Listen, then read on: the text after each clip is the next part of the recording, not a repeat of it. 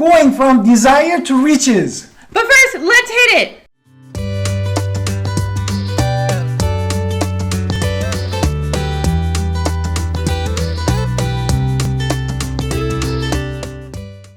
Hi, this is Al Pinder and Victoria Pinder. Welcome to our channel and podcast. And if this is your first time, please subscribe in our channel and also get notified when we put a new podcast and video for you. Honestly, we love helping agents succeed. That is what all these series of videos are about. I can't wait for you to subscribe to our class when you join us as pick us as your sponsor, because then we'd love to have you and you can have all access to our on classes coming.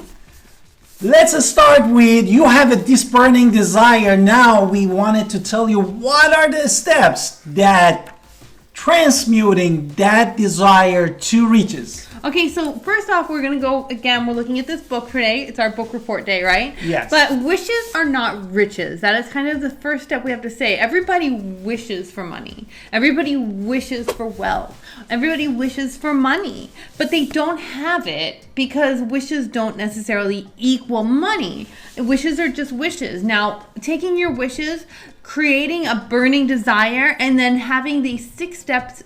And these 6 steps, who wrote these 6 steps? These six steps really comes from old Scottish man, Andrew Carnegie, that made millions of dollars in the steel industry.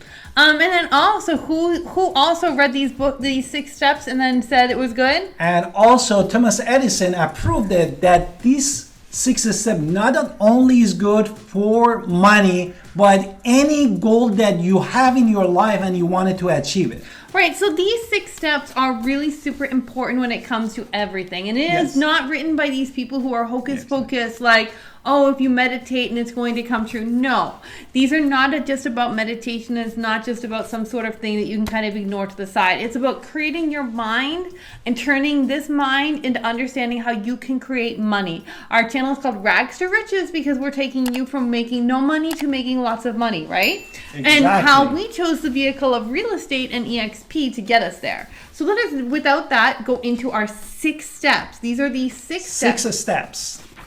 Okay, so I have flipped the channel, but that's okay. The method for desire to turn riches can be transmuted into financial equivalent consisting of these 6 steps. Number 1, fix in your mind the exact amount of money you desire. Exactly. It is not sufficient to say, I merely want money or lots of money. You have to have a specific number. There's all sorts of psychological reasons for being specific with what you want, but the more specific you are, the better it is. Honestly, I don't know about you, but when I write my goals down every single year for New Year's, it seems to always happen. Why do my New Year's goals happen? Because I write it down. I know it's a weird thing. So again, for Andrew Carnegie's method, number 1, you have to write it down. Number 2, do you want to say number 2? Number 2, no, you just start. Go. Desire exactly what you're going to give in exchange for the money you desire. That's, for example, in our case, how we can share with the other people. That's why we put this channel that we can share with you, and also the course that we're going to release for the first time of your real estate. Okay, there is no such thing as turning something for nothing. So you don't just get it because I just think I'm going to win $1 million. That's not how this works. You have to give something in return. So you have to actually have a vehicle in order to get you there. And that, again, we're going to get into why we chose our vehicle. Number 3 is going to establish the date you intend to possess the money you desire. Exactly. So be realistic. Don't just say, I'm going to have $1 million tomorrow. Do you have a vehicle that's going to get you there tomorrow? So you have to have a specific amount and a desire and a definite date on which the date of arrival. So when you get on an airplane, you don't want to just go into the sky and not get to your destination, right? You want to be at that destination at a specific time, or else you wouldn't get on that flight.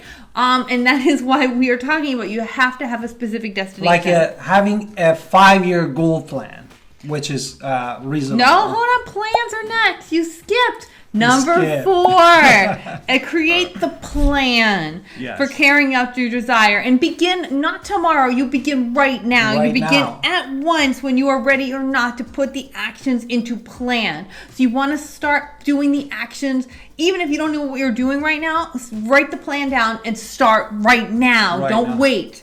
Number 5. Now here's where we're going to be. It's the first step. You're going to write down everything we just said. You're going to have a clear, concise statement of the amount of money you intend to acquire, the time limit you have to get it, the intention you intend to give for this money, and the plan in which you are going to receive this money and accumulate this money from. So you have to write it all down, step one. And then you're going to go out and do step one of the plan. Therefore, psychologically, the writing it is so powerful. Absolutely.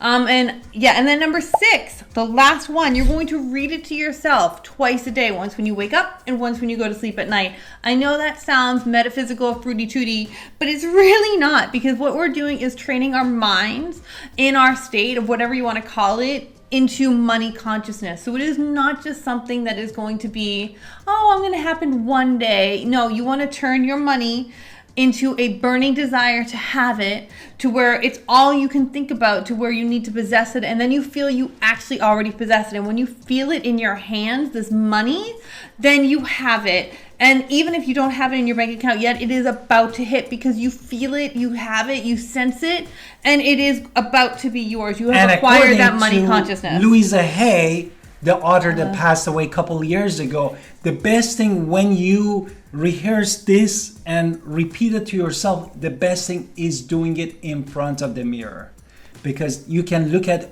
your own eyes and tell this statement loud. Okay, so now that we've talked about our 6 steps, these are old steps, 100 years old, and it still works to this day. So let us talk about why we chose EXP as our brokerage, right? Because we understood what? Because EXP is one international company that changed the industry and is not franchise. Right, so if we're... like traditional companies. Right, so if you go to traditional companies, if I go to any of the other big name brands that you might know, you would think these branches are part of the national company, which they are, but the only person that's getting benefits from the national is the owner. And then the owner is passing it on to you.